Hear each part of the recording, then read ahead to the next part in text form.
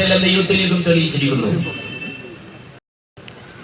യുവാക്കളുടെ പ്രതീക്ഷ, യുവാക്കൾക്കാണ് കാര്യങ്ങളെ നേരിട്ട് കാണാനും മനസ്സിലാക്കാനും സാധിക്കുന്നത്.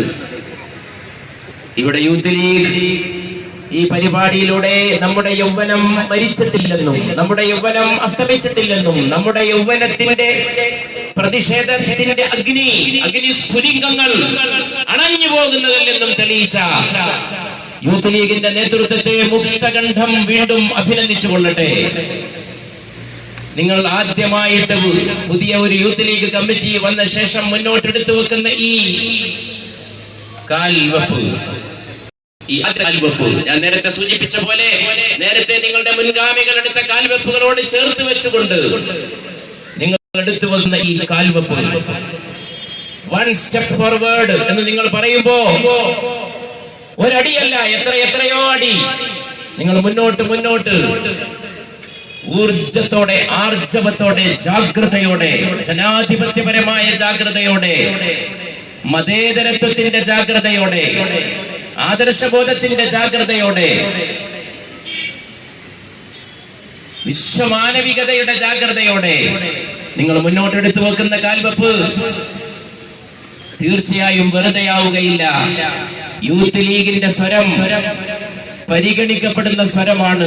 യൂത്ത് ലീഗിന്റെ സ്വരം അവഗണിക്കപ്പെട്ട സ്വരമല്ല.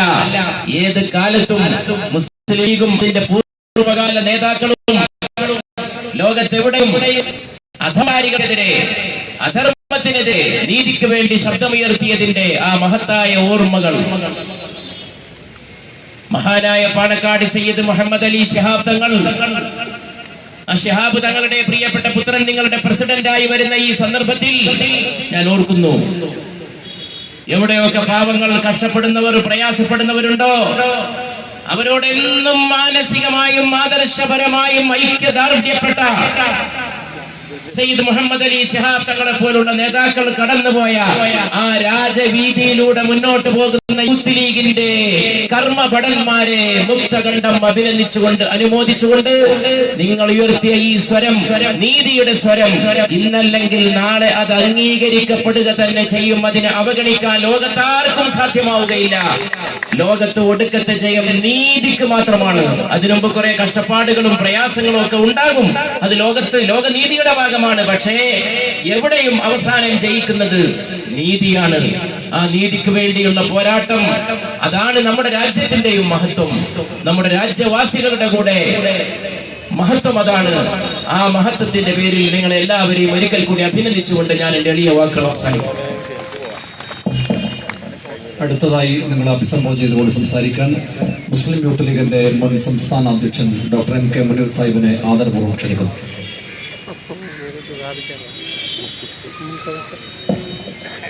ബഹുമാനപ്പെട്ട അധ്യക്ഷൻ, മുസ്ലിം യൂത്ത് ലീഗിന്റെ സംസ്ഥാന പ്രസിഡന്റ് സയ്യിദ് മുനവ്വർ അലി ശിഹാബ് തങ്ങൾ അവരുടെ,